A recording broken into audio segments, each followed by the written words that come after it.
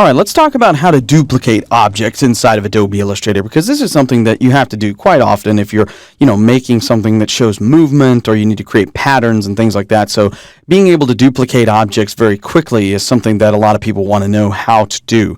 Now, the default way to do this, of course, is just to simply copy the object by going to Edit, Copy, Edit, Paste, and when you do that, it pastes it in somewhere arbitrarily on the artboard, and that can get quite tedious, so we really don't want to have to do that. So let's talk about different ways that we can actually duplicate this object. So the easiest way to duplicate an object is just to select it with the selection tool, and then holding down the Option key on the Mac, the Alt key on the PC, you can simply click and drag to duplicate the object. Once you have clicked and dragged to duplicate the object, you can then duplicate it again by holding down the Option or Alt key and dragging that one down. Now, right now, I'm just doing sort of a free-form duplication. But if I wanted to keep this in line with the previous copy that I've created, all I have to do while I'm holding down the Option or Alt key and dragging is to throw in the Shift key. The Shift key is going to constrain it. As you can see here, that little green line that follows me across, that's indicating that I'm snapping this object to the center point of the other object that I'm copying it from. When I release my mouse and release my Shift key and my Option key, everything falls into place.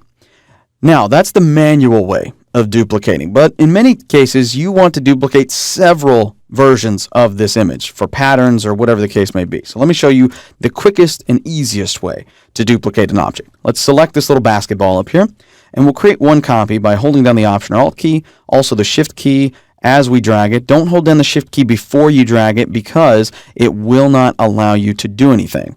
Let me show you what I mean by that. I'll undo that, Command or Control Z. If I hold down the Option key and then start to hold down the Shift key before I drag, see how the duplication arrowhead goes away? That means you're not going to be able to do anything. And see, as I click and drag, it doesn't do anything.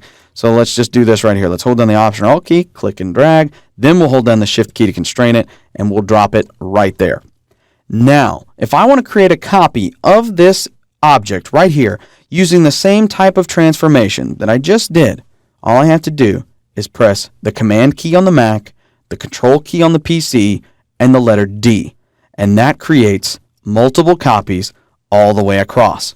Then let's select all of these here, and let's hold down the Option or Alt key. Move this down. We can throw in the Shift key now to constrain it. And then let's press Command or Control D.